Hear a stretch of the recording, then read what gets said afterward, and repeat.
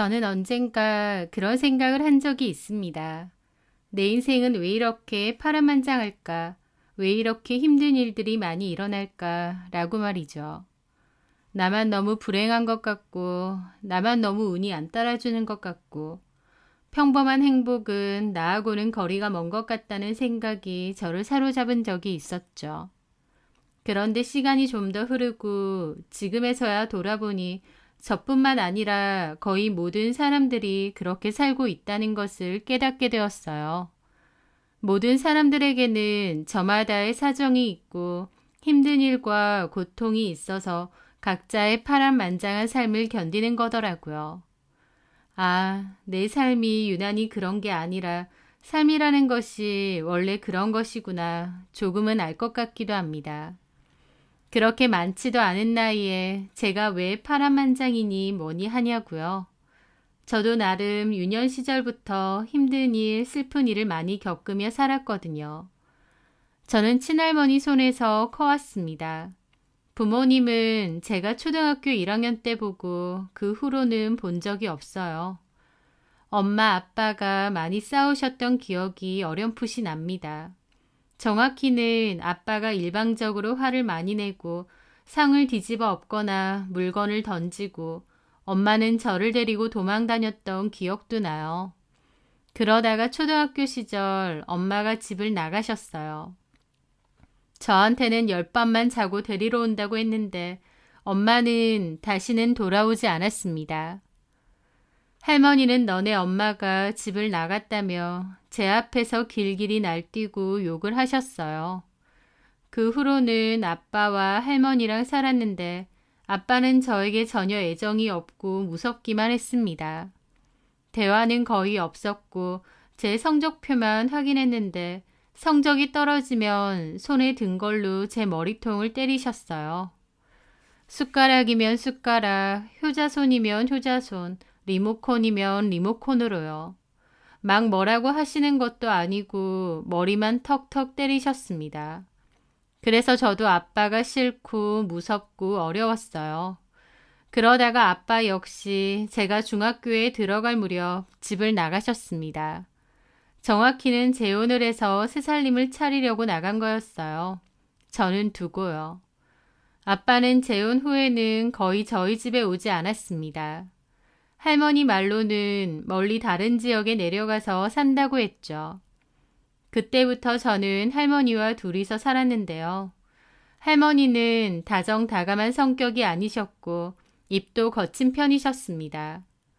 저한테 감정적인 화풀이도 많이 하셨고 하루에도 몇 번씩 도망간 엄마 욕을 하셨어요. 어렸을 때부터 하도 엄마 욕을 들으니까 저도 엄마가 정말 나쁜 사람인 줄 알았습니다. 할머니는 엄마더러 독한 년이라면서 지 새끼 놔두고 나가서 한 번을 안 오는 거 보라며 니네 엄마도 너한테 정도 없는 거라고 잘 그러셨어요. 제가 생각해도 그랬습니다. 엄마가 저를 사랑하거나 그리워했다면 저를 보러 한 번씩은 올 것 같은데 저는 엄마가 집을 나간 후로 20년간 엄마를 본 적이 없거든요. 한때는 그립기도 했고 서럽기도 했고 원망스럽기도 했는데 그런 감정들도 시간이 점차 지나다 보니 희미해졌습니다. 그래서 나중에는 거의 무감정인 상태가 되었어요. 그립지도 않았고 보고 싶지도 않았습니다. 애초에 존재하지 않았던 것처럼요. 그렇게 저도 엄마라는 존재를 지워버리고 살았던 것 같아요. 저는 디자인과를 졸업했고 한 광고 회사에서 시각 디자인 일을 하게 되었습니다. 그맘때는 저도 회사 근처에 원룸을 하나 구해서 따로 나와 살았어요. 할머니가 저를 키워주신 건 감사하지만 할머니랑은 성격도 너무 안 맞고 같이 있으면 저를 너무 힘들게 하셨기 때문에 자주 찾아뵙지는 않았던 것 같아요. 할머니는 그런 저를 보며 지네 애미랑 똑같은 년이라고 잘 뭐라고 하셨지만요. 그러다가 할머니도 돌아가시게 되었습니다. 빙판길에서 넘어지셨고 그 길로 병원에서 지내시다가 3개월 만에 돌아가셨어요. 그래도 저에게는 유일한 가족이고 저를 키워주셨던 분이었는데 그렇게 돌아가시니 많이 슬프고 힘들었죠. 그리고 나 혼자구나, 가족도 없이 그냥 혼자구나 라는 생각도 많이 들었던 것 같아요. 자주 안 봐도 가족이 있는 것과 없는 것은 다르니까요. 그렇게 저는 회사 생활에만 전념하며 살고 있다가 그 남자를 만나게 되었습니다. 그 남자는 저보다 3살이 많고 1시간 떨어진 외곽 지역에서 가족과 함께 펜션을 운영한다고 했죠. 그 사람은 성격이 너그럽고 좋은 사람 같았고 제 상처까지도 잘 보듬어 줄 수 있는 그런 사람처럼 보였습니다. 그래서 그 사람에게 많이 의지했던 것 같아요. 2년 연애하고 결혼을 했는데요. 결혼할 때 그 남자네 가족들은 저를 좋아하지 않았습니다. 제가 가족이 없는 것도 없는 건데 어렸을 때 엄마 아빠가 저를 버리고 각자 새 출발했다는 게 너무 마음에 안 든다고 하셨어요. 콩 심은 데 콩 나고 팥 심은 데 팥 난다고 결국 그 부모의 그 자식이지 않겠냐고 하시면서요. 반대의 이유가 너무 가슴 아프고 속상했습니다. 하지만 남친은 완강하게 결혼을 밀어붙였고 결국 저희는 결혼도 하게 되었어요. 남편이 운영하는 펜션은 넓은 마당 하나를 두고 2개의 건물이 있는데요. 하나는 독채 펜션으로 손님들이 이용하는 곳이고 나머지 하나는 남편과 가족들이 사는 2층짜리 별채였습니다. 1층은 부모님과 신우가 쓰고 2층은 남편이 혼자 썼는데 결혼하고 나선 저희의 신혼집이 된 것이죠. 처음에는 남편이 펜션 사업을 한다고 해서 막연히 돈도 잘 벌겠구나 싶었는데 막상 결혼해보니 그렇지 않았어요. 남편은 본인 돈과 부모님 돈까지 다 끌어서 펜션을 연 거라서 따로 갖고 있는 돈은 없었죠. 게다가 그 펜션도 초반에는 한참 잘 되다가 인근에 대형 펜션 단지가 들어오면서부터 장사가 거의 안 된다고 했습니다. 그래서 따로 신혼집을 구하는 건 엄두도 못 내고 합가를 한 것이죠. 물론 저는 할머니가 돌아가시면서 할머니 집을 받기도 했고 제가 따로 모은 돈도 있기도 해서 마음만 먹으면 신혼집을 따로 구할 수도 있습니다. 하지만 남편이 가족들과 같이 사는 것을 원하는 것 같았고 펜션 관리에도 그게 더 용이하다고 해서 저도 그러자고 했죠. 제 딴에는 남편을 위해서 또 시댁 가족들과 친해지기 위해서 그런 선택을 한 건데도 시부모님은 오히려 합가한 것이 저를 위해주는 거라고 생각하시더라고요. 유라, 너는 평생을 가족의 정도 못 느끼고 외롭게 살았잖니. 이제라도 가족의 정 느끼면서 복닥거리며 사는 게 너한테도 좋지 않겠어? 평생 못 느껴본 거 이제라도 우리 덕에 느껴보는 거지. 아, 네, 감사해요. 그래, 감사해야지. 솔직한 말로 다른 집 같았으면 이 결혼 허락 안 했다. 어느 집에서 부모도 없는 애를 며느리로 맞이하고 싶겠어. 부모도 뭐 조실부모한 것도 아니고 다 자기 살려고 자식 버리고 도망간 사람들이잖아. 그 말에 남편이 어머님을 후다닥 말리더라고요. 어머님은 왜 그러냐고 오히려 손살이 치시고요. 저는 그냥 고개만 푹 숙이고 있었습니다. 어렸을 때 부모님이 각자 집을 나간 것이 제 인생에 있어서 큰 핸디캡 같았죠. 그런 게 너무 속상하기도 했지만 어쨌든 남편 하나 보고 결혼한 것이니 그런 것들도 감수하려고 했습니다. 하지만 시댁 식구들의 행동 때문에 상처받는 일이 정말 많았어요. 저는 남편의 펜션에서 신혼살림을 차리게 되다 보니 회사로의 출근 시간이 1시간 반 정도로 늘어나게 되었습니다. 왕복으로 3시간 거리다 보니 꽤 많은 시간을 도로에 버리는 셈이었죠. 그게 힘들긴 했지만 그래도 괜찮았는데 문제는 결혼하고 3개월 정도 지났을 무렵 신우가 취업을 하게 된 거예요. 그 전까진 계속 놀다가 취업을 하게 되었는데 저보고 신우 출퇴근길을 데려다 주라는 거였죠. 저희 회사와 가까운 위치면 당연히 같이 출퇴근하면 되겠지만 신우의 직장과 저희 회사는 또 40분 가까이 걸릴 정도로 또 거리가 있습니다. 그렇다 보니 저는 이미 출근을 위해 1시간 반 거리를 가야 되는데 거기에 또 40분을 더 가서 신우를 데려다주고 와야 되는 거였죠. 차라리 아가씨도 면허가 있으니 차를 한 대 사는 게 어떻겠느냐고도 물어봤는데 자기가 내내 장롱면허로 있었는데 그 먼 거리를 갑자기 어떻게 운전하느냐고 그러더라고요. 그러면서 당연히 저한테 데려다 줘야 된다는 식으로 말하는데 저랑 남편이 결혼을 안 했다면 어쨌든 본인 알아서 출퇴근을 했어야 되는 거 아닌가요? 그런데 신우도 당연하다는 듯 자기를 출퇴근 시켜달라 그러고 시부모님도 그렇게 하라고 하셨어요. 그나마 초반에는 좋은 마음으로 출퇴근을 시켜줬는데 갈수록 기분이 상하더라고요. 신우는 무슨 저를 운전기사 부리듯이 꼭 뒷자리에 앉아서 편하게 갔고 가면서 화장도 하거나 모자란 잠도 자는 것 같았어요. 어쩔 땐 가는 내내 지 친구랑 통화를 하기도 했고요. 그렇게 매일 출퇴근 시켜주는 걸 저한테 고마워하기라도 하면 괜찮겠는데 너무 당연하게만 생각하는 겁니다. 오히려 제가 사정상 못 데려다 주면 그걸 몹시 기분 나빠했죠. 저도 퇴근하고 약속이 있거나 회식을 할 때도 있는 건데 못 데려다 준다고 하면 그럼 자기는 어떻게 하느냐고 생난리를 칩니다. 그럴 때는 택시 타고 가거나 버스를 타라고 했는데 버스 타면 몇 번 갈아타야 되는 줄 아느냐며 징징거렸죠. 게다가 퇴근 시간에도 꼭 저한테 퇴근했으니 오라고 해놓고 막상 가면 10분이고 20분이고 빨리 안 내려오는 거예요. 본인은 내려와서 기다리기 싫으니 일도 안 끝났으면서 미리 연락을 하는 거였죠. 기름값이나 작은 선물은 바라지도 않습니다. 고맙다는 말 한마디라도 할 수 있는 건데 너무 당연하다는 듯 구니까 저도 갈수록 짜증나더라고요. 그나마 다행인 건 신우가 6개월 정도 회사를 다니다가 못 다니겠다고 때려친 거였습니다. 그래서 저도 6개월 정도 신우의 수행비서 노릇하다가 말았던 거죠. 신우도 개념 없지만 시부모님도 만만치 않았습니다.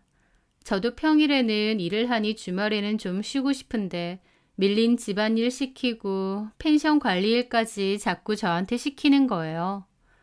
저보고도 할 줄 알아야 된다고 하시면서요. 펜션 관리한다고 내내 붙어있는 사람이 남편, 시부모님, 신우까지 있는데도 기어코 출퇴근하는 저한테도 일을 시키려는 게 보였죠. 저 부려먹으려고 하는 것까진 다 참을 수 있었는데 가장 못 참겠는 건 필터링도 없이 상처되는 말을 퍼붓는 거였습니다. 저더러 가족들도 없이 평생 외롭게 살다가 이렇게 가족들이랑 한 집에서 북적거리며 사니까 좋지 않느냐, 고맙지 않느냐, 그 말이 저희 시어머니 18번이셨어요. 그리고 일부러 그러는 건지 제 앞에서 괜히 자식 버리고 도망가는 부모들 이해를 못하겠다고 욕을 하시기도 하고 우리 아들이 참 조건 없이 너를 좋아한 것 같다면서 우리 아들한테 잘하고 살아라 그런 소리도 곧잘 하셨죠. 너는 부모가 없어서 그 말을 정말 습관적으로 많이 하셨는데요. 어머님이 그런 말을 하실 때면 마음속으로 참 많이 울었습니다. 내가 기댈 친정이 없다고 저렇게 막말하고 막대해도 된다고 생각하시는 건가 너무 서럽더라고요. 그렇다고 남편이라도 나서서 제 편이 되어준 것도 아니에요. 어머님, 아버님이 그런 말을 하셔도 그냥 모른 척하거나 웃고 넘기고 제가 섭섭하다고 남편한테 하소연하면 남편은 부모님이랑 같이 사는데 얼굴 붉혀서 좋을 게 뭐 있냐고 그냥 한 귀로 듣고 한 귀로 흘리랍니다. 제가 받는 상처는 본인하고는 상관없는 양 행동했기에 남편의 태도에 참 많이 실망하고 가슴이 아팠던 것 같아요. 어쨌든 그렇게 시간은 흘러 2년 정도 되었을 무렵 저는 한 통의 전화를 받게 되었습니다. 어떤 남자였는데 그 남자는 자기를 삼촌이라고 하더군요. 저희 엄마의 오빠라는 거였죠. 저희 엄마는 애초에 반대하는 결혼을 하셨었고 그 때문에 친정하고는 인연을 끊으셨대요. 저는 그래서 자라오면서도 외가댁 식구들 얼굴을 본 적이 없습니다. 그런데 갑자기 전화가 와서 삼촌이라고 하니 놀랍기도 하면서 한편으론 보이스피싱 같은 건가 의심도 됐어요. 하지만 그분은 본인 이름도 밝히고 저희 엄마 이름도 알려주고 제 이름도 아시더라고요. 그러면서 한다는 말이 엄마가 병원에 계신데 한번 보러 오면 안 되겠느냐 부탁하셨죠. 좀 놀랐습니다. 엄마가 병원에 있다는 것도 편찮으시다는 것도요. 그리고 이제 와서 왜 나한테 연락했을까? 혹시 엄마가 병원에 가니까 간병이든 병원비든 도움받을 사람 필요해서 연락했을까 싶기도 했어요. 그런 생각을 하면 나한테 참 너무한다 싶었지만 그럼에도 본능적으로 엄마가 보고 싶었습니다. 아니다, 아니다. 제 감정을 눌러오면서도 사실은 엄마에 대한 깊은 그리움이 있었던 것 같아요. 그렇게 저는 엄마보다 그 삼촌이란 분을 먼저 만나 뵙게 되었습니다. 삼촌은 저 어렸을 때 사진만 몇 번 봤었다고 그러시더라고요. 좀 어색했는데 삼촌의 얘기를 들으면서 저는 평생 가져왔던 엄마에 대한 오해를 많이 풀 수가 있었습니다. 삼촌은 중국에서 사업을 한다고 했어요. 거의 중국에만 계시고 한국은 특별한 일 아니면 안 들어오신다고 하더군요. 삼촌은 엄마의 이야기를 들려주셨는데요. 저희 엄마는 아빠랑 다툼 끝에 그렇게 집을 나간 뒤 혼자 살다가 나중에는 외할머니랑 살았다고 했습니다. 그런데 외할머니는 얼마 전 돌아가셨대요. 그래서 삼촌도 한국에 나와 있는 거였고요. 엄마의 유일한 딸인 저를 예전부터 틈틈이 찾고 있었다고 했습니다. 그러다가 제 연락처를 찾아냈고 연락을 하게 되었다고 하셨죠. 저는 왜 병원에 계시냐 여쭤보니까 정신적으로 문제가 생겨서 입원한 지는 꽤 되었다고 했습니다. 놀랐죠. 저는 막연하게 엄마가 저 버리고 집 나가서 새살림 차리고 잘 사실 줄 알았습니다. 할머니도 늘 저에게 그렇게 말하셨고요. 근데 사실은 오랫동안 병원 생활을 하셨다는 거예요. 어디가 어떻게 아프시냐니까 정신질환 쪽이더라고요. 지능도 오히려 퇴화하셨다고 했고 기억도 잘 못하고 행동도 느릿느릿하다고요. 왜 그렇게 되셨냐니까 삼촌이 깊은 한숨과 더불어 얘기를 해주셨어요. 엄마는 외갓집의 반대에도 불구하고 아빠랑 결혼을 하셨대요. 외할머니가 특히 반대를 많이 하셨는데 엄마는 반대에도 결혼하겠다고 해서 친정과 인연을 끊었답니다. 그리고 엄마는 결혼 후 아빠랑 시어머니인 저희 할머니랑 살았던 거죠. 그런데 친정 인연까지 끊고 결혼을 했지만 엄마의 결혼 생활은 행복하지 않았습니다. 아빠의 폭력성도 꽤 있었고 심지어 저는 몰랐는데 할머니도 엄마에게 폭력을 잘 썼다고 했어요. 엄마가 친정과 인연을 끊었기 때문에 삼촌도 엄마가 결혼하고 나서 어떻게 사는지 잘 몰랐대요. 또 삼촌도 결혼하겠다고 친정 식구들 가슴에 대못 박은 저희 엄마의 행동이 너무 괘씸해서 굳이 찾아보려고도 안 했다 하고요. 그래서 몰랐답니다. 엄마가 그렇게 오랫동안 고통받고 있는 줄은요. 게다가 삼촌도 중국에 오다니고 바쁠 때라 더더욱 신경 못 썼다고 하더군요. 저희 엄마는 지속적인 폭행 때문에 결국 도망을 간 거고 그럼에도 저는 꼭 찾아올 생각이었다고 합니다. 그런데 저는 몰랐는데 저보러 집에 왔다가 저희 할머니한테 걸려서 엄마가 구타를 당한 적이 있으시대요. 저는 아예 몰랐던 일이었습니다. 엄마는 폭행에 대한 트라우마로 그 후로는 무서워서 집으로는 못 오고 멀리서만 저를 지켜보셨대요. 저희 할머니가 저더러 너네 엄마는 자식 보러 한 번 찾으러 오지도 않는다고 하셔서 그런 줄 알았는데 엄마 딴에는 두려움에 멀리서만 저를 지켜보고 있었던 겁니다. 외할머니도 처음에는 이혼까지 하고 온 엄마를 받아들이기 싫어하셨고 결국 엄마는 외롭게 힘든 일 하시면서 혼자 사셨대요. 그러다가 쓰러지게 되었는데 그때 정신적으로 문제가 생겼다고 했습니다. 그제서야 외할머니가 엄마를 데려와서 그때부터 외할머니네 집에서 둘이 살았대요.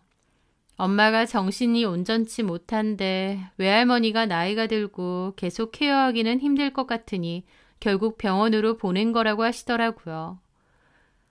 병원에 엄마 입원시키고 외할머니가 오며 가며 엄마를 돌봤는데 그러다가 외할머니도 얼마 전에 돌아가셨다고 했습니다. 한마디로 엄마는 불행한 결혼 생활의 충격 탓으로 정신적인 문제가 와서 그 오랜 세월 동안 병원 생활을 하셨던 겁니다. 그나마 엄마가 저는 어렴풋이 기억하신다고 하더라고요. 저 어렸을 때를요. 저는 삼촌에게 그 모든 얘기를 다 듣고 큰 충격에 빠졌습니다. 제가 평생 알고 살아온 것과 너무 다른 얘기였으니까요. 저희 할머니는 저에게 저희 엄마가 완전 배겨우고 남자랑 바람나서 집을 나간 것처럼 얘기를 하셨어요. 그 남자랑 살림 차리고 애 낳고 잘 살고 있을 거라고, 저는 다 잊었을 거라고 하면서요. 저도 그럴 거라 생각했는데 아니었습니다. 엄마는 오랫동안 병원에서 차가운 벽을 바라보며 외롭고 쓸쓸하게 지내셨던 거예요. 그 생각을 하자 눈물이 막 쏟아지고 얼굴도 흐릿하게 기억이 안 나는 엄마가 너무 가엾더라고요. 삼촌은 엄마가 정신줄을 놓기 전 썼던 일기장을 저에게 주셨습니다. 그 일기장에는 엄마의 고단한 삶과 불행했던 결혼 생활, 그리고 제 얘기가 가득했어요. 제가 보고 싶고 미안하고 그립다고, 돈을 열심히 벌어서 저를 꼭 데리고 오고 싶다는 얘기가 참 많았습니다. 그걸 보고 저는 한참이나 꺼이꺼이 울었어요.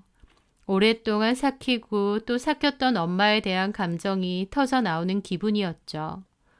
삼촌은 20년 동안 찾아올 수 없었던 엄마를 용서하라고 하셨고 저를 엄마가 계신 병원에 데리고 가셨어요. 거기서 엄마를 만났는데 엄마는 나이가 그렇게 많지도 않건만 머리가 새하얗게 변해 있고 훨씬 나이 들어 보이는 모습이었습니다. 할머니 나이도 아닌데 꼭 할머니처럼요. 그걸 보는데 또 눈물이 나고 저를 보고도 누군지 몰라서 낯설어하는 모습이 또 눈물이 나고 하여튼 계속 울었던 것 같아요. 저는 엄마에게 자주 오겠다고 약속했습니다. 엄마는 제 말을 알아듣는 건지 알겠다고 했다가 잠시 후에 누구냐고 했다가 오락가락 하시더라고요. 그럼에도 제가 다시 온다고 기다리시라고 하니 알겠다고 끄덕이셨습니다. 그 후로 저는 퇴근하고 엄마의 병원으로 늘 찾아갔어요. 엄마는 저를 잘 알아보지도 못하고 멍할 때가 많으셨지만 저는 엄마의 얼굴을 보는 것만으로도 너무 행복하고 좋더라고요.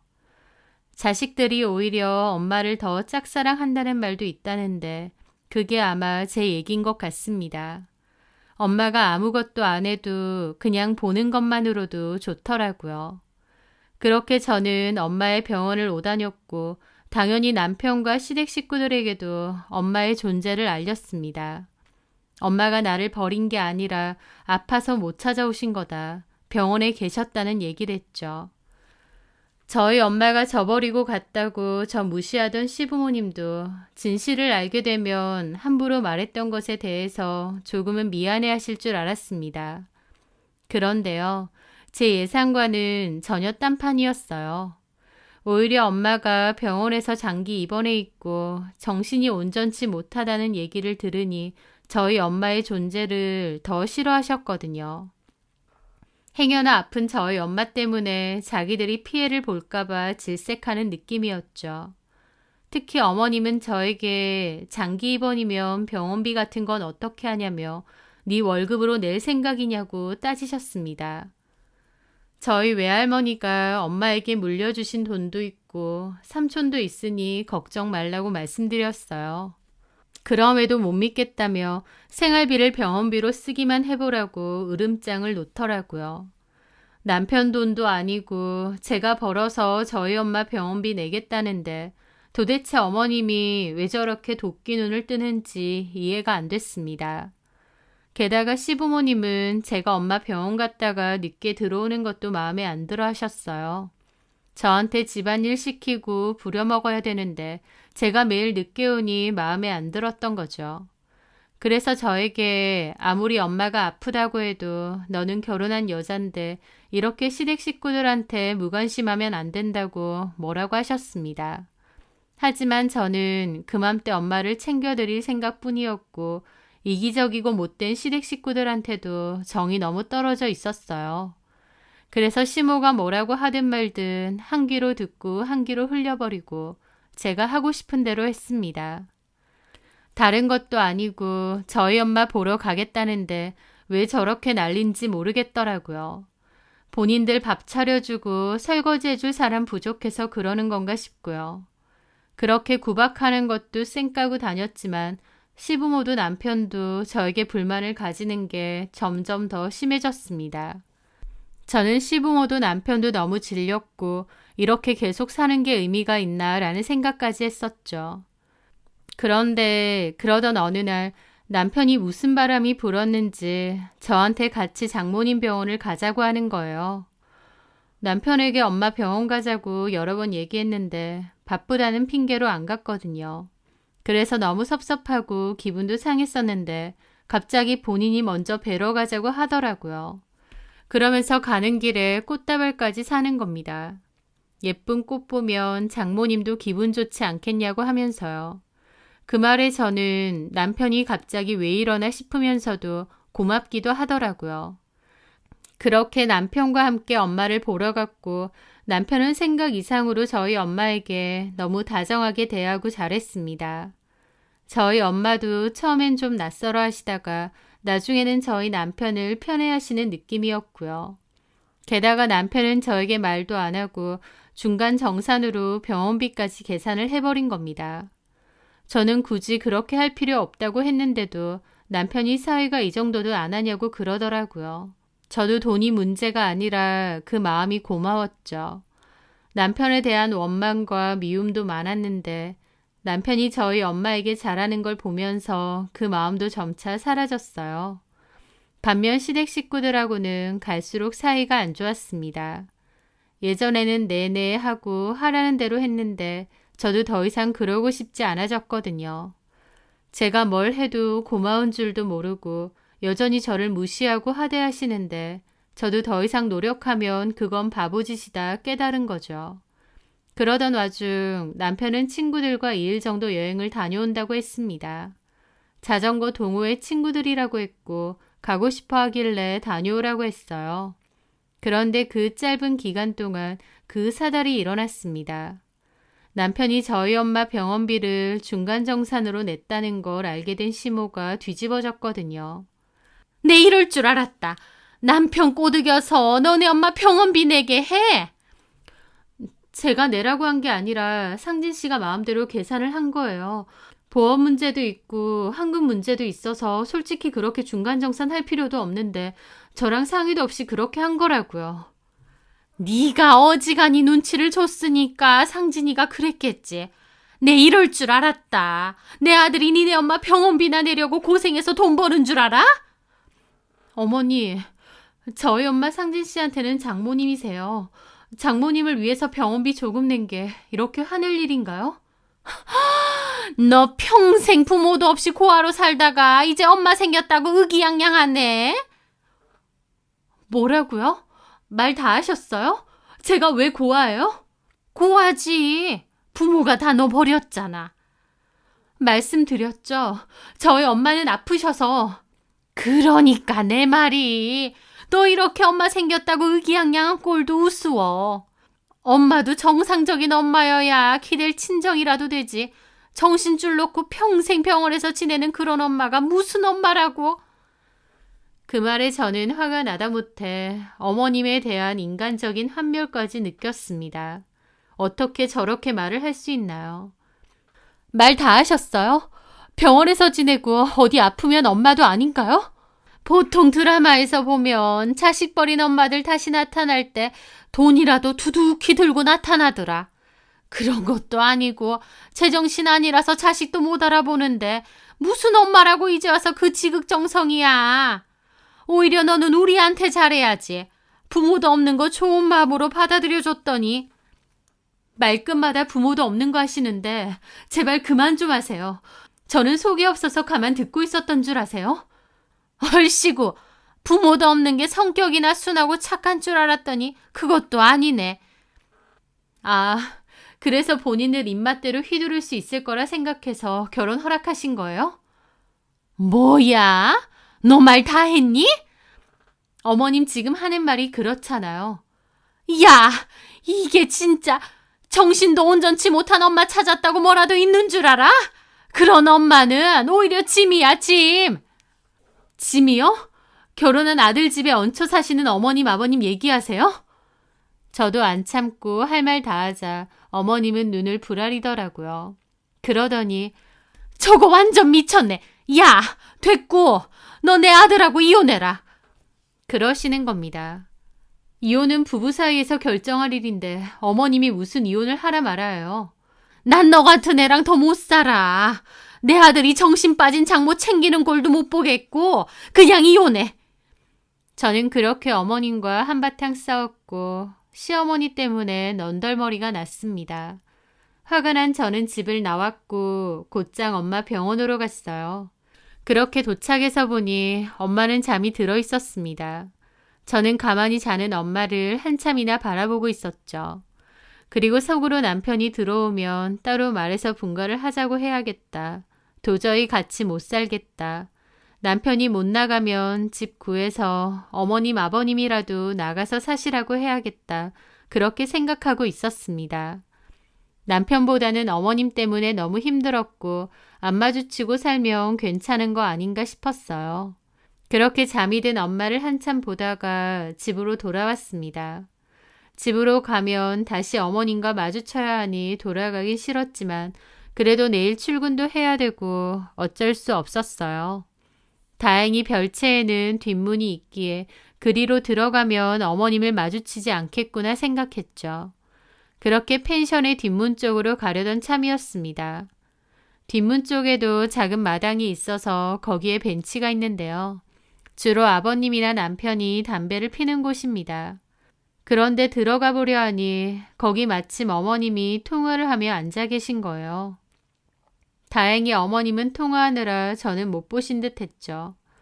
어머님과 마주치기 싫었던 저는 그냥 앞문으로 돌아서 들어가자 싶어서 발걸음을 옮기려는데 어머님이 스피커폰으로 통화를 하셨기 때문에 그 대화 내용이 다 들렸습니다.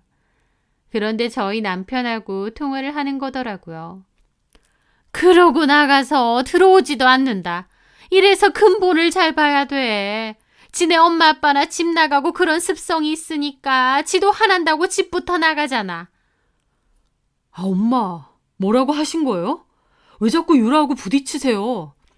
너 지금 네 마누라 편드는 거니? 편이 아니라, 정말 엄마는 아무것도 모르시면 그냥 가만 계세요. 말하는 것 봐라. 네가 언제부터 그렇게 마누라 싸고 놀았다고. 엄마 앞에서 역성이야? 나 유라한테 이혼하라고 했다. 이혼이요? 엄마 미치셨어요? 뭐야? 미쳐? 저는 몰래 듣고 있다가 꽤 놀랐습니다. 저랑 이혼하라고 했다고 남편이 어머님에게 저렇게 화를 낼 줄 몰랐어요. 남편한테 고맙기도 하고 미안하기도 하고 그랬죠. 하지만 잠시 후 남편이 꺼낸 말을 들은 저는 고마움과 미안함이 치떨리는 분노의 감정으로 뒤바뀌었습니다. 이혼은 무슨 이혼이에요? 유라가 받은 재산이 얼만데? 뭐? 그게 뭔 소리야? 얼마 전에 죽었다는 유라 외할머니. 그 외할머니가 죽으면서 남긴 집하고 재산이 꽤 되는데 그걸 유라 삼촌이 장모 몫으로 반 떼가지고 유라를 주겠다고 했대. 장모는 정신이 온전치 못하니까 유라한테 준다고 한 거야. 그걸로 너네 엄마 모시고 살아달라고. 그 말에 어머님도 놀라시더라고요. 그게 진짜야? 아니, 재산이 뭐 꽤 있어? 유라네 외할머니가 살았던 집도 50평짜리 아파트라 그러고 갖고 있는 부동산도 있고 꼬마 상가도 하나 있대. 현금 자산도 좀 있나 봐. 그 삼촌이 집은 유라 가지라고 했고 나머지 재산에서 자기 몫 계산해서 빼고 유라 준다고 했던 거야.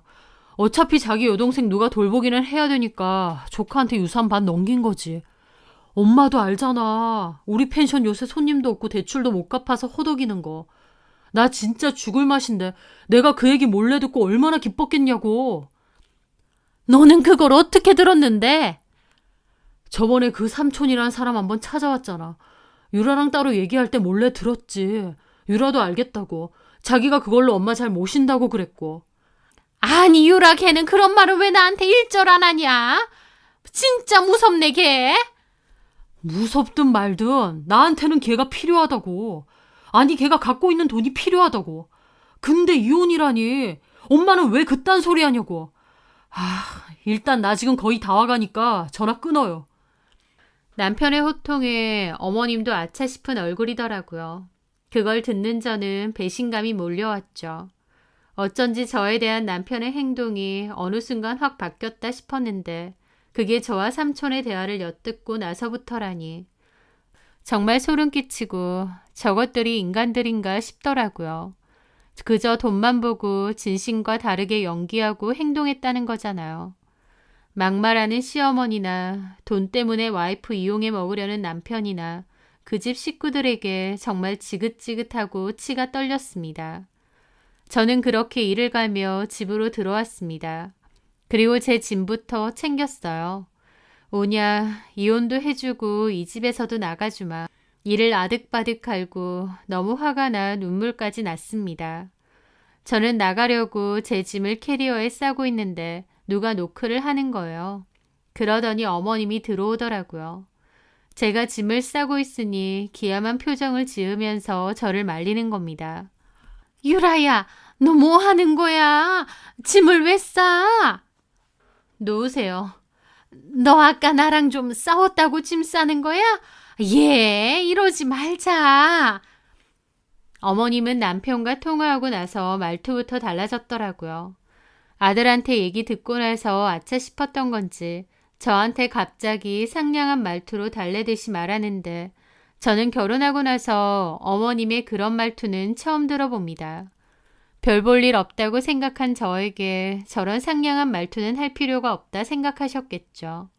그 차이가 얼마나 어이가 없던지요. 저는 그냥 코웃음 치고 제 짐이나 챙겼는데 어머님이 강제로 제 가방을 뺏는 겁니다. 뭐 하시는 거예요? 내가 미안하다, 유라야. 이혼해라 어째라는 내 진심이 아니야. 네 말 맞다나. 이혼이라는 건 부부가 결정할 일이지. 나도 화가 나서 그렇게 했던 거야. 뭐가 그렇게 화가 나시는데요?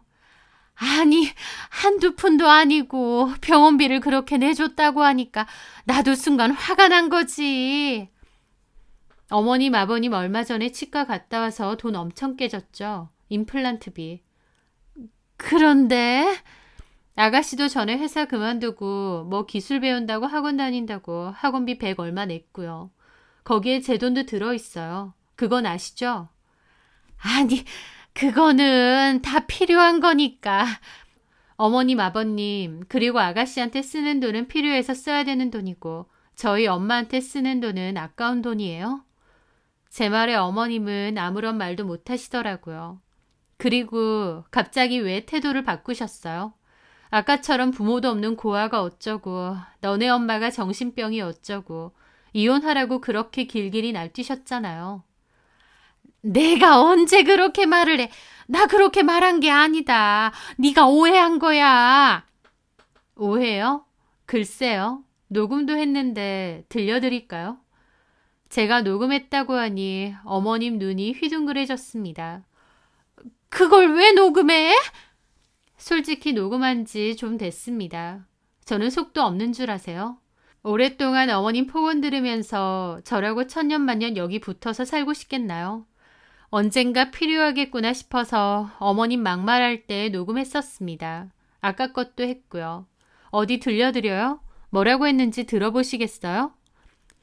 얘 진짜 무서운 애네. 가족끼리 녹음! 무섭기는 어머님 아들이 더 무섭죠. 콩 심은데 콩 난다고 어머님이나 어머님 아들이나 가족들이 하나같이 똑같아요. 지긋지긋하네요. 아들이랑 이혼해달라고 하셨죠? 네, 해드릴게요. 얼마든지요. 저는 그렇게 챙긴 캐리어를 들고 일어났습니다. 그리고 1층으로 내려오는데 집에 도착한 남편이 헐레벌떡 들어오더라고요. 남편은 제 캐리어를 보고 기함하면서 붙잡는 겁니다. 여보, 이러지 말자. 엄마가 잘못하신 거야. 이거 놔. 나 너랑 이혼이야. 아, 무슨 이혼? 남편은 쩔쩔매며 저를 붙잡더니 갑자기 눈이 희번뜩해서는 어머님한테 고함을 지르는 겁니다. 아, 엄마 미쳤어? 엄마 때문에 이게 뭐야? 엄마 유라한테 사과했어? 아, 했는데. 엄마는 내 인생에 도움이 안 돼, 하여트. 엄마 하는 짓 보면 지긋지긋해, 아주 그냥. 남편이 갑자기 어머님한테 고래고래 소리를 질렀고 그 말에 어머님도 눈이 돌아가더라고요. 뭐가 어째? 저놈의 새끼가 너 말 다 했어? 더 할까? 더 해봐? 가만히나 있지. 왜 자꾸 나서서 일을 망치느냐고. 야, 이 새끼야. 너 지금 그게 엄마한테 할 소리야? 아, 제발 가만히나 있으시라고요. 아들 이혼시켜야 직성이 풀려요? 엄마 아빠는 뭐 그렇게 잘난 부모라고. 나한테 뭐 그렇게 해줬다고 부모 유세인데. 돈도 없고 집도 없어서 나한테 빌부터 살면서. 이 새끼가? 그 와중에 안방에 있던 아버님 달려나와 남편 싸대기를 때리시더라고요. 야, 이 자식아. 너 말 다 했어? 네가 펜션인지 뭔지 안다고 집 팔고 도와달라며. 왜 때려요? 전셋집 그거 팔아서 뭐 얼마나 된다고. 도움 준 것도 쥐꼬리만 하면서 그거라도 줘야지. 어쨌든 우리 전세금 몽땅 너 안 줬어? 어디서 부모한테? 펜션 잘 되면 한몫 받으려고 그랬던 거잖아. 나 위해서 그랬어? 그리고 나 이혼시켜야 직성 풀려요? 어디 엄마가 말해보세요. 그러고 싶어? 남편이 악에 받쳐 소리 지르자 어머님도 입 닫으시더라고요. 이 자식이 어디 여자한테 미쳐서 부모한테 소리를 지르고. 아, 모르면 가만히 좀 계시라고요. 아무것도 모르면서. 그리고 시부모님과 남편이 악을 지르며 싸우는데 그 꼴을 보자니 어이가 없어서 그냥 현관문 열고 나갔습니다. 그런데 남편이 다시 안 된다며 따라 나와서 제 가방을 붙잡더라고요. 유라야, 얘기 좀 하자. 이건 아니지. 엄마가 이혼하라고 했다고 진짜 가방 싸들고 나가는 게 어딨어. 그 말에 저는 남편 팔을 뿌리쳤습니다. 나 너네 엄마가 이혼하라고 해서 하겠다는 거 아니야. 너네 엄마가 이혼하라고 했다고 내가 해야 되는 것도 아니고 너랑 이혼하겠다 결심한 건 순전히 너 때문이야, 너. 내가 왜? 너 갑자기 왜 태도 바꿔서 우리 엄마한테 잘하려고 하는 거야? 우리 엄마 병원은 왜 가고 병원비는 왜 냈는데? 어? 아, 그거야. 장모님이니까. 웃기지 마. 너 처음에 내가 우리 엄마 찾았다고 했을 때 마음에 안 들어 했었어. 와이프가 20년 만에 엄마를 찾았는데 그 장모님 얼굴 한번 보러 가겠다고도 안 했던 게 너야. 그러다가 갑자기 얼굴 바꾸고 우리 엄마 보러 간다더라? 여보, 그거. 너 나랑 우리 삼촌이랑 하는 대화 들었다며? 너네 엄마가 아주 쩌렁쩌렁하게 스피커폰으로 너랑 통화하는 거 나도 다 들었어. 그 말에 남편도 입이 떡 벌어지더라고요. 엄마 진짜. 네가 진심이 어떤지 아주 잘 알았어. 네 말 맞아. 삼촌이 할머니 유산 반 떼서 나 준 거 맞고 할머니 집도 나한테 준 거 맞아. 그런데 어쩌지? 나는 너랑 니네 가족 물주가 돼줄 생각이 전혀 없어. 내가 미쳤니? 너랑 너네 가족이 나한테 한 짓이 얼만데. 진짜 뻔뻔도 하다. 부모도 없다고 개무시하는 건 괜찮고 유산 생겼다니까 그건 또 탐나니? 정말 징글맞다. 저는 남편을 노려보고 제 차 안에 짐을 넣었습니다. 그리고 바로 출발했습니다. 남편은 저를 말리지도 못하고 어정쩡하게 있다가 화난 얼굴로 다시 집으로 들어가더라고요. 지네 엄마한테 또 퍼부을 작정인가 본데 웃기지도 않습니다. 지네 엄마도 잘한 건 없지만 결국 본인이 저열한 속내 때문에 이혼당하는 건데 그걸 왜 지네 엄마 탓으로만 돌리고 있는지. 사이드 미러 뒤로 펜션이 보이는데 아주 지긋지긋하더라고요. 그렇게 저는 삼촌에게 받았었던 외할머니네 집 열쇠로 그 집에 들어갔고 그 집에서 생활을 했습니다. 남편에게는 이혼 서류 보냈고 일주일 동안 답변 없을 시 소송 들어간다고도 했죠. 그리고 출퇴근하며 퇴근길에는 엄마를 돌봤어요. 남편 놈은 그 와중에 엄마 병원을 자꾸 찾아오고 이혼만은 말자고 하는데 정말 지긋지긋하더라고요. 게다가 회사까지 자꾸 찾아오는 겁니다. 미치겠더라고요. 저는 고민 끝에 회사는 사직서를 냈습니다. 그리고 엄마를 퇴원시키고 집으로 모셔왔어요. 사실 그럴 생각은 조금씩 하고 있었습니다. 엄마를 병원에서 퇴원시키고 같이 살고 싶다는 생각이요. 하지만 저도 회사를 다니다 보니 낮 시간 동안 엄마를 보기가 힘들 것 같았는데 자꾸 회사며 병원으로 찾아오는 남편 놈도 지긋지긋하고 저도 엄마랑 시간을 많이 보내고 싶더라고요. 삼촌이 넘기신 재산도 꽤 되어서 경제적으로 어려움도 없었고 또 제 일의 특성상 집에서도 프리랜서로 일을 할 수 있다 보니 재택근무를 하고 엄마랑 시간을 보내자 마음을 먹었던 거죠. 그렇게 저는 회사도 퇴사를 하고 엄마도 퇴원 처리 후 집으로 모셔왔습니다. 남편은 저희 할머니 집 주소는 모르니까 당연히 찾아올 수도 없었겠죠. 이혼 안 하겠다고 버티길래 결국 소장 보냈고 어머님 막말을 증거로 혼인 파탄의 책임을 묻는 위자료 소송까지 했습니다. 남편은 가뜩이나 펜션 영업도 안 돼서 힘든데 자기한테 어떻게 이렇게 할 수 있느냐 징징거리던데 지네 가족이 지가 저한테 어떻게 했는지는 모르고 징징거리는 꼴이 아주 우습더라고요. 저는 남편에게 앞으로 모든 할 얘기는 변호사 통해서만 하라고 했고 더 이상 개인적인 연락도 안 했습니다. 그리고 저는 엄마를 집에 모셔와 함께 지냈어요. 저에게는 엄마를 간병하고 함께 있는 일이 그리 힘들지 않았습니다. 아주 오랫동안 엄마를 가슴에 품고 살면서 그리워하며 살았기 때문에 이렇게 매일매일 같이 있는 게 오히려 너무 좋더라고요. 아닌 척 묻어두고 살았지만 사실 저는 엄마가 너무너무 그립고 보고 싶었던 것 같아요. 그래서 엄마랑 같이 시간 보내고 산책도 하고 밥도 먹고 그런 시간들이 다 좋더라고요. 엄마도 초반에는 병원에서 나와서 집에서 적응하려니 힘들어 하셨는데 적응하고 난 다음에는 저랑 한시도 안 떨어지려고 하셨어요. 제가 일하고 있으면 옆에 와서 가만히 앉아 계셨고 산책 가자, 슈퍼 가자 잘 그러셨죠. 저는 마치 어린아이를 돌보듯 엄마를 돌보며 그렇게 지냈고 어딜 가든 엄마와 함께 시간을 보냈습니다. 여의치 않을 때만 기관의 도움을 조금씩 받고요. 제 지인들이 저에게 엄마 간병하느라 고생이 많다는데 저는 오히려 고생스럽지 않고 좋다고 그랬습니다.